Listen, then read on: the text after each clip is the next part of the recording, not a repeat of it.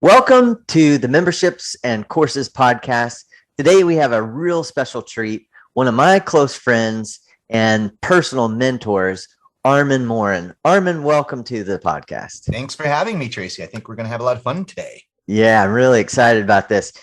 Hey, so I've known you for, it's been almost 20 years now. Yeah. It's kind of crazy that that's gone by so quickly. And I remember hearing some of the stories about how you got started in the internet. And we're going to dig into some more of those. But would you be willing to just share like kind of an overview of some of the things that you've done in the past and how you got into all this stuff in terms of internet and memberships and courses? Yeah, absolutely. Way back when, in the very beginning of time, I went ahead and I just sold the company, and I just was trying to figure out what I was going to do next. And so this was back in 96, right? So the internet was relatively new, and the only reference that most people had for the internet was AOL. So I did what everyone else did. I grabbed one of those discs in the mail, threw it in a computer, and jumped online. Well, it was easy to get addicted. And so what I did was I went ahead and started just looking at everything, searching for crazy stuff. I got all that stuff out of the way like in a couple hours. And then I started searching for different companies and competitors that I had in my previous business. And I realized that they were selling things. And that's when the light kind of, went off for me. And now remember, I've only been on the internet at this point for like maybe an hour or so. So it wasn't very long that I was on when I figured this piece out. But, when I saw that, I'm like, oh man, you can actually use this tool to actually sell something.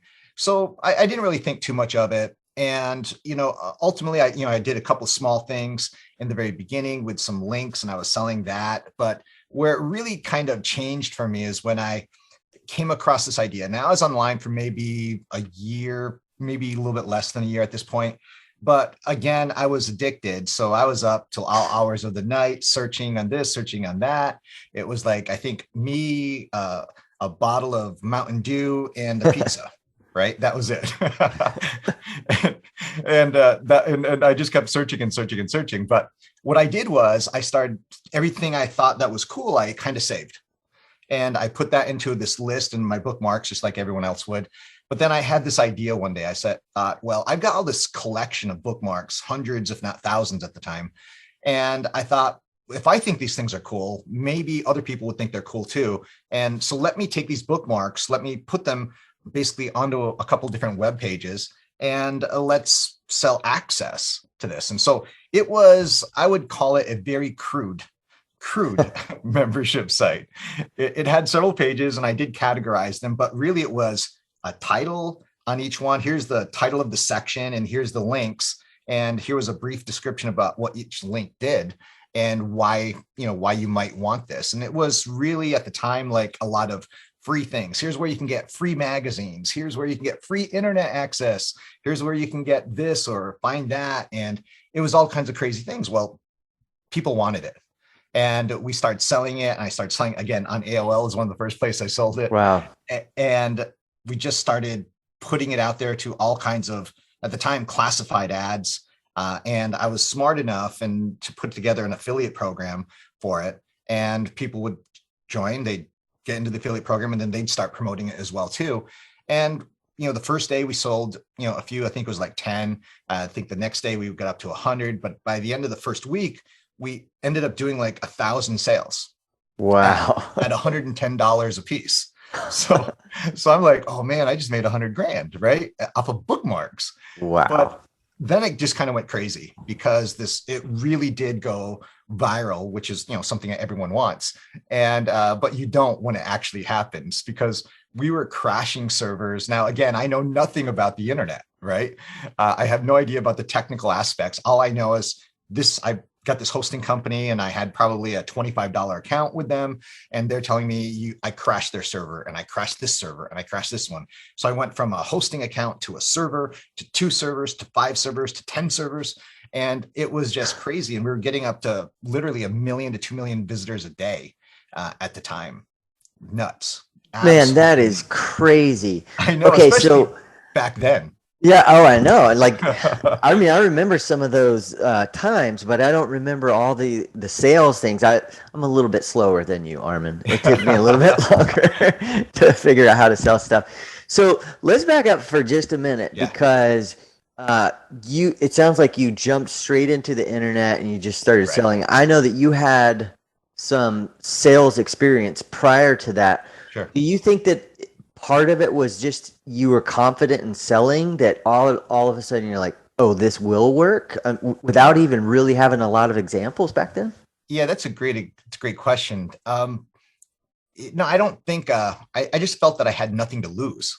Okay, good. It was, you know, one of the things that it's always with me, it's always been, what do I have to lose? I can't lose on this. It's not like I'm going to lose a boatload of money. It's not like I'm just going to lose some time, maybe, and some pride along the way. Well, you were paying $25 a month for hosting. I was, and that was kind of a risk, but the fact is it's like, let's just see what happens. And I didn't know I was going to succeed. I hoped I would, just like everyone else does, but I had no clue. And, if you would have told me at that time what was going to happen over the course of the next 10 to 12 weeks. And the reason I say that is because in the next 10 to 12 weeks, we ended up selling, I believe it was, I think it was 35,000 plus memberships to this. Wow. Which is crazy, right? Yeah, at $110 a pop, right? Yeah, $110 a pop. And so all in all, we ended up taking in at the end of the day was $4.2 million at that time.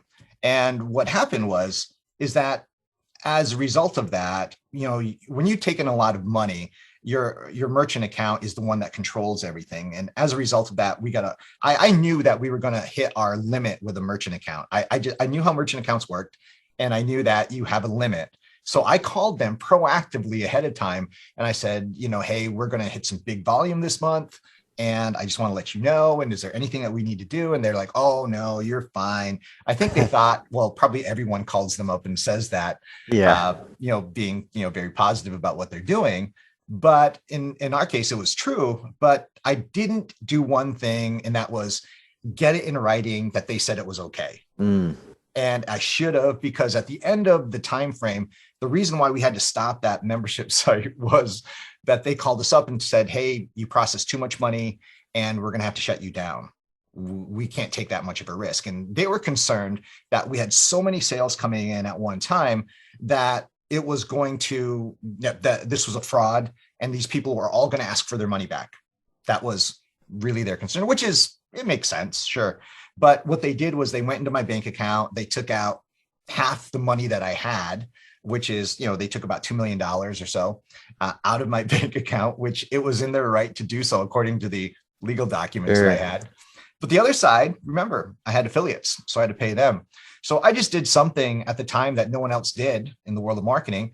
And I have literally zero to show for it. It was one of the most happy times and one of the most depressing times. Wow, Now, I can imagine. The good news is that they did hold that money and they did give it back to me about 6 months later. But I had to, do something else. I had to switch gears. And that's when I realized that, people will buy information online. And, so the question really was, what information was I going to sell next? And in that process, I went through and I started looking I couldn't process any credit cards, right? They banned me.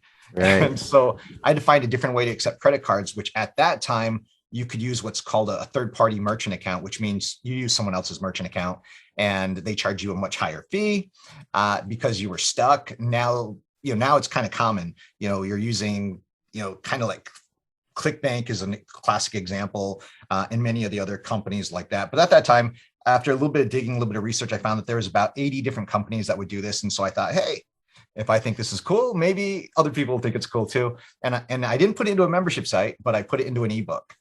And that led me down to a whole nother path of creating software. And then eventually, after I had my thrill of creating software, I still come back to software all the time. But then I started teaching people how I marketed all these different products. And again, then ultimately we created more membership sites along the way.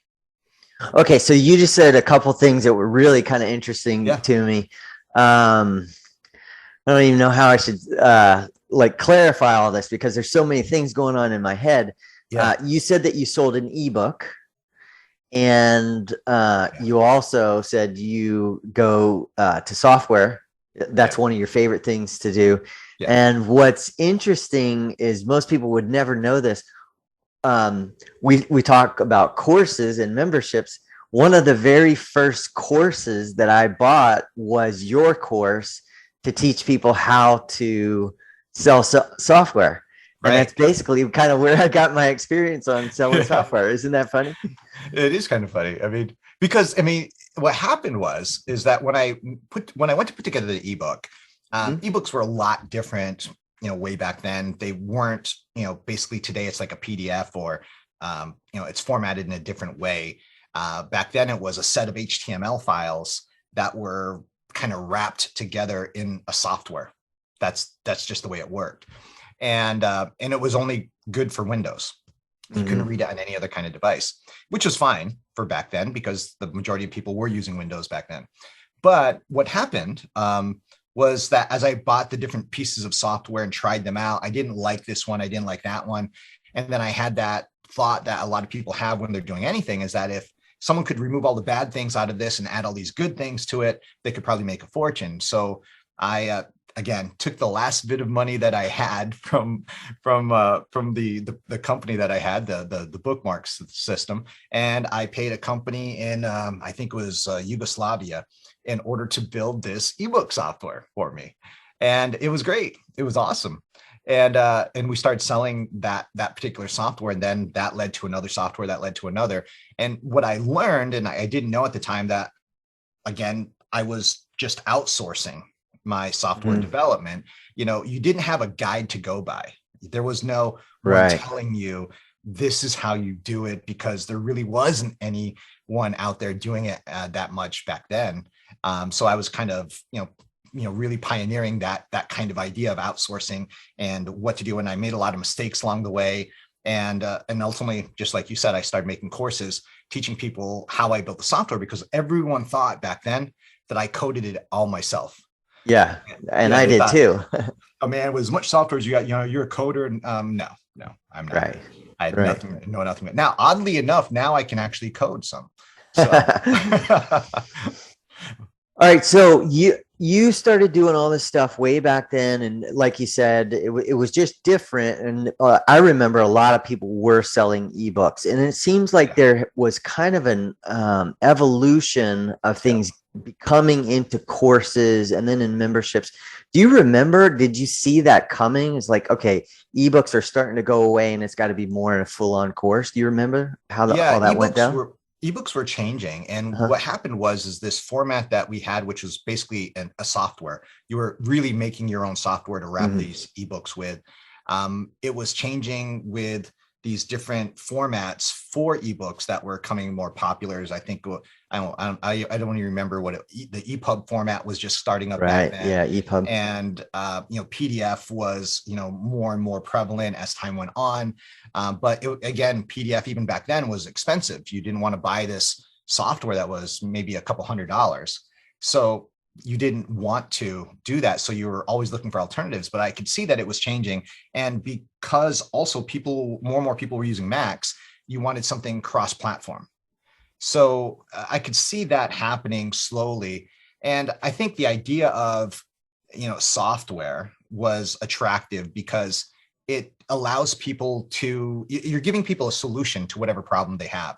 If they want to make a graphic, here's a piece of software that makes that graphic. If they want to make a PDF, here's a PDF software that's not Adobe that you can do to make the same thing for less money. They want to make a pop-up, it's a classic example. You can make a pop-up and here's a little piece of software. And it was what I would call utility software, meaning that it didn't do a bunch of things. It did one thing. Yeah. This one made a pop-up, this one did this, and this one did that. Not a bunch of different stuff. It was just one type of idea. But again, people use that to do a multitude of different things. So for example, you could sell that software that maybe made a graphic, and you have 100, 200 different types of companies using that software. So you weren't selling to one specific market. You could sell to a lot of different markets, but also software was different back then because you were primarily building Windows software. Right. And as the internet has evolved, as you know, the best ideas, I think, for the most part, is to really build online SaaS type products because there's less customer service, really. Because when you update it, it updates it in one place, and as opposed to having to update it and then everyone have different environments that it has to be compatible with. I mean, think about this. If you had to make a Windows software, you had to make it compatible with every version of Windows. Yeah. And then hopefully, if you were capable of making a cross-platform type of software, then you had to make sure it worked on the Macs as well too. So, I mean, that's fine for companies, but if you're a small company, you just don't have that luxury. So you have to kind of choose your battles along the way. And, and that's why a lot of people started migrating to something like, for example, like WordPress as an example. Yeah. That was an evolution and a half, and it's still happening. Yeah, it's interesting you say that. And I remember you were the first person to ever even tell me about WordPress, and you saw that coming. Yeah. So, as we haven't even talked about all the other things that you did, but I'll give you a plug. And I know that you've traveled all around the world speaking in front of audiences and stuff. What is probably one thing that you've seen that would be the primary difference between people who do succeed in creating courses or people that don't? Speed. Speed. And here's the reason why. So let's say that you have an idea to create a product. Whatever it may be. You already have the knowledge, you already have the information. You just need to put it into a format that you can easily teach it to someone else. But the longer you take to do it, the less likely you are to complete it because you're less excited about it. And the people that get things done, that create products, successful products, are the ones that really get that product out pretty quick. It's hard to stay excited about a product over a year or 2 years. It can be done, and I have, but the reality is it's a lot tougher to keep excited about it on a daily basis and doing it like that. And many people just don't have that luxury to wait that long unless they are doing something else to create income along the way. But what I do a lot of times now is if I want to make a product, I'll literally set a date and record it all in one day. I don't wait. If I have the PowerPoints, or if I'm teaching something, I can record the screen, combine it with what we're doing right now. For example, either recording the audio or simply recording a video with it. And video for me is the easiest thing that I could do. So switching between me, screen, and supplementing some PowerPoints along the way. It's the fastest way you can possibly create a product, and you can create it very quickly. Now, so I know how many, I don't know the exact number, but I would say you've probably created hundreds of courses. Would you agree? I mean, yeah, I'd say probably hundreds at this point. Yeah. Well, if you dialed back and looked at all the different things that you've created over the years, is there any one particular course that stood out as like, okay, this was the one that I really enjoyed the most, or do they kind of sort of start to run in together? Yeah, I don't think there's one that I enjoy the most. I think there's some when you finish that it was good. It's like, man, that was just good. And I thought I delivered it well. I thought I explained whatever the topic was very well.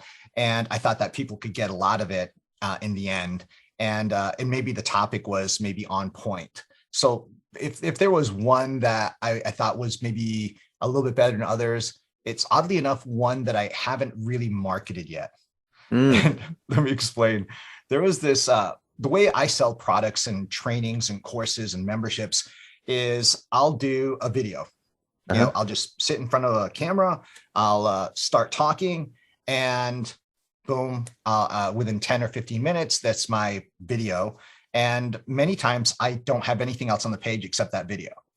Now, what makes that special about that video, that 10 to 15 minute video, is that I'm able to sell products from, again, a few $100s to sometimes up to 10, 15, even $25,000 products with just a 10 to 15 minute video without talking to anybody, without doing anything. And so I made a program. I actually made the program. And during the program, it was kind of funny because I went back and I gave examples of previous sales letters that I did. And there was this pattern that was, I didn't mention it during the training, but to me in my head, I'm like, oh my gosh, there's this pattern here. And we actually were able to dissect a pattern that we could use the same words, the same things. And I said the same things over the course of like 6 years. It was almost identical every single time. And it was just crazy. But at the end of that, because we had the videos of what to say, when to say it, how to say it, it just turned into a great course that, again, people could really get a lot out of. Okay, so when are we going to be able to get that one? I don't know, man. I think I might have to redo it, oddly enough. And the reason why is because it's not the content.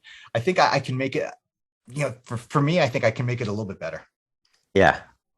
Yeah. So let's talk for a minute about memberships, because, a lot of people, they're not exactly completely clear on what a membership is and stuff.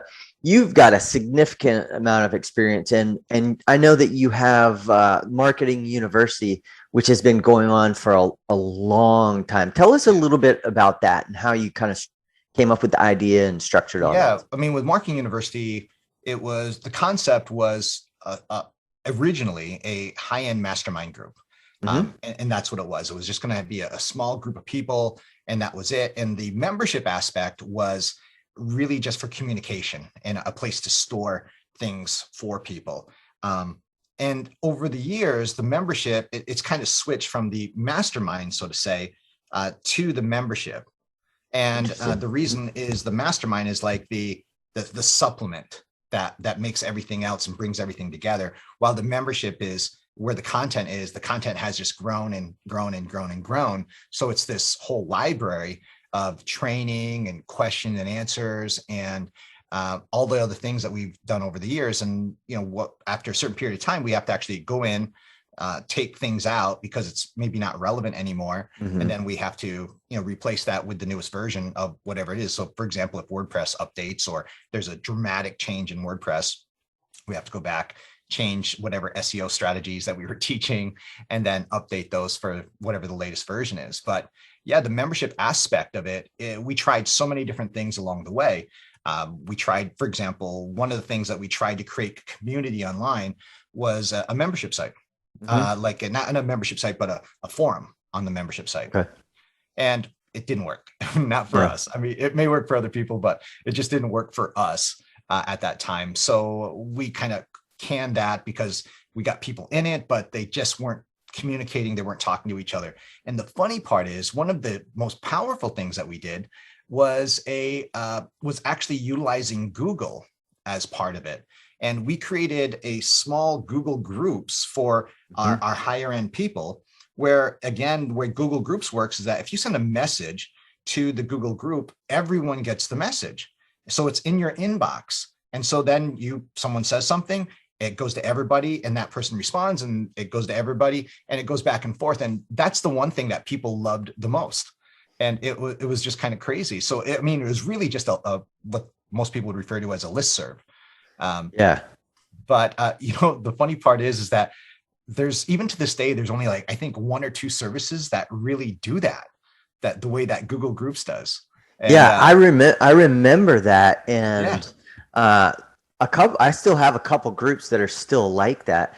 Do you recall, is there a particular size of a group? Because certainly you've done certain things where, you had 1,000 people going through a course, and that would be a little messy if you put everybody, or you mentioned that was more like a mastermind. What's an appropriate size if you were going to do something like that? Yeah, I think the max would maybe be 50. Okay. If you're going to put them in a scenario where everyone could communicate back and forth. And again, I'm probably talking more like 50 relatively active and I say relatively active, that maybe half of them are active, and talking typically, let's say, on a daily basis or something. Right. Okay. Okay. But when you look at that model, I mean, it really is kind of, it's kind of like what Facebook is today, really. When you think about, with the news feed and everything else, people get notified, people get messages, and Facebook groups are fine. But I think there's something that you want to separate. I think it's something about coming into your inbox and having the ability to just respond that makes it easy. And, there was a time, I haven't looked recently, and I know there is a way to do it in WordPress. But I just never was able to really complete it, or at least have the patience to figure it out. Yeah, I think I looked at that one time as well. It's been a long time. Armand, so you've been running this marketing university and a variation of it for a very long time. So what would you say one of your, or maybe some of your best retention strategies are? Because I know that you've had people that have been involved in it for years and years and years. Yeah, we have one person right now that's been a member for, I believe, 20 years. Wow. At least, I think it's 20 years right now. That's amazing. Yeah. And so it's really kind of crazy. And I think that's our longest running member at this point. And we've got so many people that have been over a decade and longer. But I think retention wise, I think one of the things that has retention is getting people together offline. There, you can do a lot of things online, but it's the relationship that you make offline, oddly enough, is what keeps them. Because the more that they know you as an individual, the more that you can help them, then the more they're going to stay with you. And so it's the relationship that you build with your membership. And there is a line. There is a line, that you have to keep.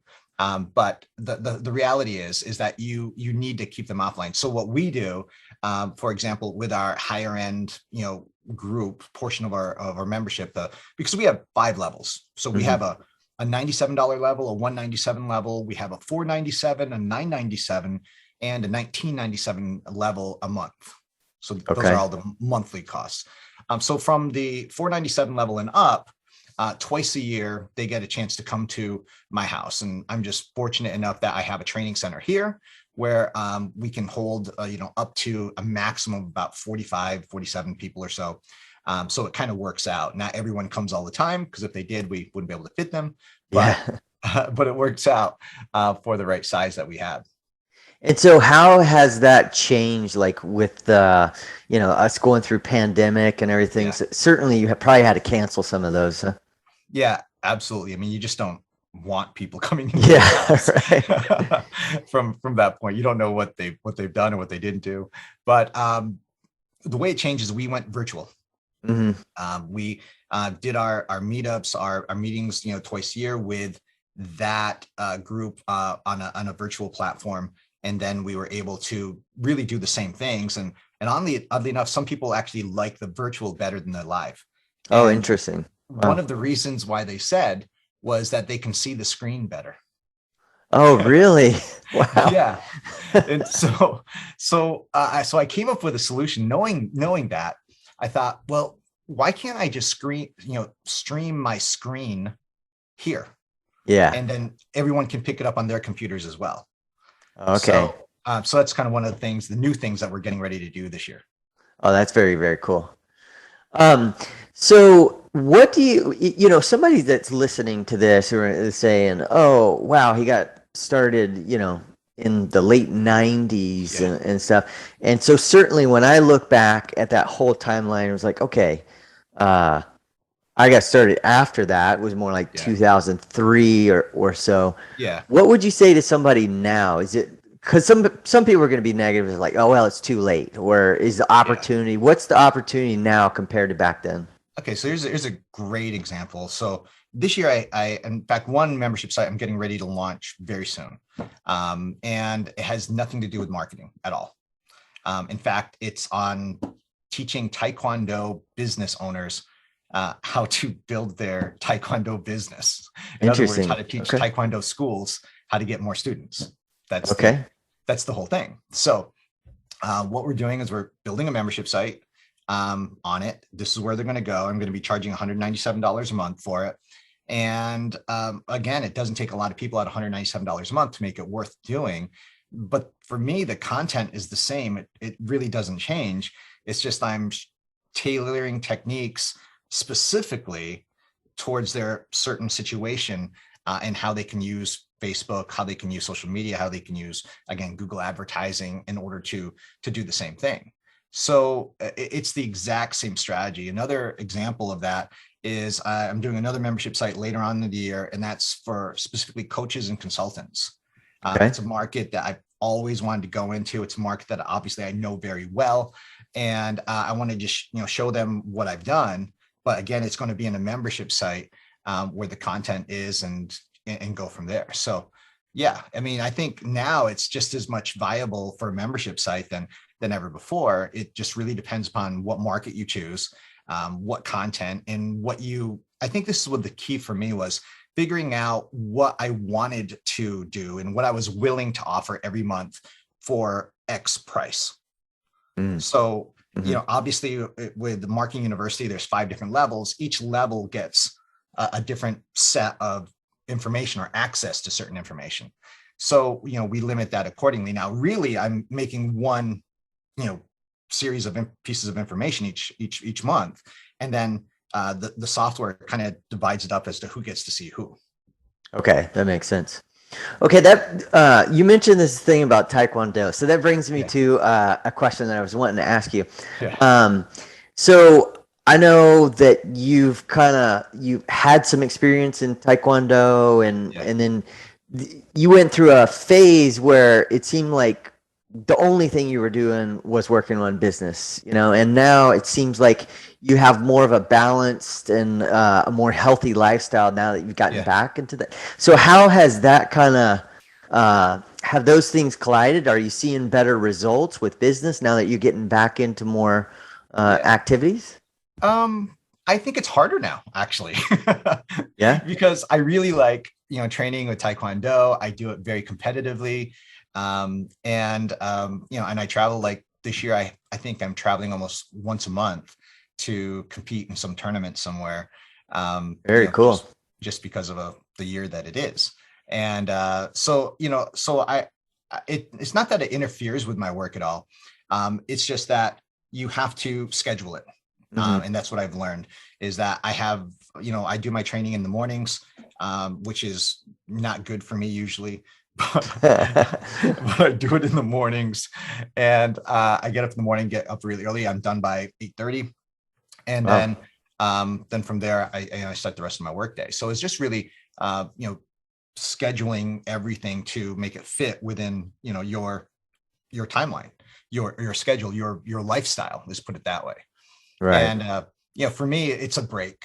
It's a way for me to get away, to free my head from thinking about this and focus on not getting hit. That's great. Which is tough sometimes. All right. So this is something that I've really been wanting to ask you about, is because you've had just the volume of students that you've had, are there any key mistakes that you see that people make that you could, had they known in advance, they could have just really easily avoided them? Yeah. I mean, I think in general, number one, I think I've already mentioned, is taking too long to build your product. Okay. I've had students that take 3-4 years really to finish out a product that I'm like, what are you waiting for? It's just finish it. So I think that's probably the number one mistake. Number two, I think it's falling in love with your product too much, meaning that you love it so much that you don't want to change it. You think that your view of what that need is the same view that everyone else has, and that's never true. So don't fall in love with the product. Be willing to change in that. And then I think the other part that's I'll say this is the biggest mistake. The biggest mistake that people make is going after one market with their product. Now, and let me explain this. So I have I shared with you this new software that I have, and it's a really simple software. It's a video player. right? Mm-hmm. It's video hosting and it's a video player. That's what it is. So if you went to the main site, it would tell you that it's a video player, it's video hosting, and that's it. So that would, what most people would do is they'd create a campaign, market it in that fashion, but they would be missing out on the real market, because that's just the market that you have to put up. That's a necessity in order to let people come to your site and purchase, right? The real market is by breaking it down, saying, okay, this is a video player, video hosting. Who needs a video player and who needs video hosting? And so as an example, WordPress, I can create a whole process to sell just to people that use WordPress and saying, hey, if you're using WordPress, you have to host your videos somewhere. And these are your options. And this is why this solution is a better option than what you're currently using or going to use.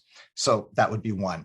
Vimeo, here's the people that are utilizing Vimeo, and Vimeo is charging you this, I can charge you this, and this is why it's better than Vimeo and you should use it. Then it's maybe Wix or Squarespace or ClickFunnels or something, like that. And we could go on to a bunch of different markets, but what I've essentially done just in those small examples right there is I've taken one, really, if you want to think about it, like one product, and I turned it into like 7 products. Right. Okay. That makes total sense. It's the same thing, right? Yeah. It's just that I'm marketing it a slightly different way to go into different industries. And the cool part about this strategy is that you are going to get a higher conversion because you're targeting that one market, your focus is on that one market, and you're going to get a higher conversion because your marketing, your strategy of marketing is, my keywords are all going to be about WordPress, or all going to be about Vimeo, or all be about whatever else that I happen to go after. That's a perfect example of how you did it. You explained it with the video player. And have you found that most people, when they have products like that, can do a variation of what you just described? I think you can. I mean, I think in most products you can create. There's let's call it niche markets within niche markets, right? Okay. I mean, I think that's kind of what it boils down to. Here's another great example that I use often to explain the strategy, and that is a diet or weight loss product. Think of all the different reasons why a person would purchase a diet or weight loss products. I was pregnant and I want to lose those post-pregnancy pounds. I have a beer belly and I want to lose it. I want to get fit for my high school reunion. I want to look good in a bikini. I mean, you name it. There's tons of reasons, and we could probably name like 100 reasons why you would want that diet product. But that's what you have to start thinking about, is not really why. It's not why they didn't buy. It's the question that you really need to ask is, why did they buy? Right. And if you ask your own customers why they bought your product, you will be shocked to find out that what they're using your product for, it's not what you even thought or even intended it to do. Wow. Yeah. And I don't care if, I mean, with like, for example, like WishList as an example, right? That if you think about all the different markets that people had used WishList in, I mean, who would have thought? And way more than we ever thought. Yeah, you've probably seen some crazy markets that you didn't even know exist. Exactly. And the other thing is the different ways that you can use WishList as an example, right? The different ways that you can use anything, for example, for that matter, is there's multiple ways to use. For example, when I had the ebook software, I built it for ebooks. That was what I built it for. But one of the ideas that I had with it that some people actually did was I created a digital business card, which was really all we did was we took the ebook and we made one page that had all your business information on it, and then turned it into an ebook, which was an exe file, and then burned it onto a small CD. Wow. Yeah. And now, and the other part is that on that small CD, you can, at the time you can make it look like a business card. And when you put it into the person's computer, it would automatically play. So it was an autoplay type feature on it. So, never thought about it that way. And, but that was another way that they could use it. But there was a lot of different ways that people could use that. When you don't think about what it was designed for, think about what it actually does. Right. And that's what you have to break down through is you take whatever it is that you're doing, and at the end of the day, what do you really have? What is it? It's like webinar software. I've been building, and I've built a couple different iterations of webinar software over the years. What is a webinar software? Well, it collects names and email addresses, and it allows people to watch a video. That's it. The video can be recorded or it can be in real time. Right. So if it's in real time, well, who else would want to watch a video in real time? Well, maybe it's someone selling e-commerce products. They could actually do demonstrations like the Home Shopping Network, right? Mm-hmm. Has nothing to do with a webinar. Yeah. Right. It's just an e-commerce, like online live selling platform. I mean, a classic example of someone doing that right now is Amazon. On Amazon right now, in certain products, it'll tell you that seller is live, and you can actually watch that seller essentially sell you or try to sell you their products. Oh, wow. I haven't seen that yet. That's cool. Yeah. It's like, it's not on everything, but it's like this small thing down, like, I think it's on the left-hand side as you're looking at a page, but it is there. And it's there. And where I've seen something like that happen is people using, video on Facebook, Facebook Live to do something like that as well too. But when you're having an event, you can get a bunch of people to watch you at the same time, and then you can go through a presentation. Again, another example is, same thing. If people want to watch a video live is, again, with COVID, pandemic, things of that nature, people using webinars to teach. Yeah. Teachers utilizing it. So again, it's just a matter of what does your product actually do at the end of the day, or what does it actually teach other people to do at the end of the day? And then you can start thinking more clearly without having a preconception of this is what it's for and that's only what it's for. I love those examples. And my mind was kind of spinning when you were talking about that, even thinking about the stuff that you're planning to do with coaches and consultants, because now you could just say, yeah, well, I only work with coaches for this, and then I work with coaches for that, and you slice them up. So have you ever worked through a process on that where do you just kind of try to brainstorm as many things as you can think of, or do you work with somebody in a group to like brainstorm that, or what would be the most effective way? I let it kind of go organically when I'm thinking of those different markets.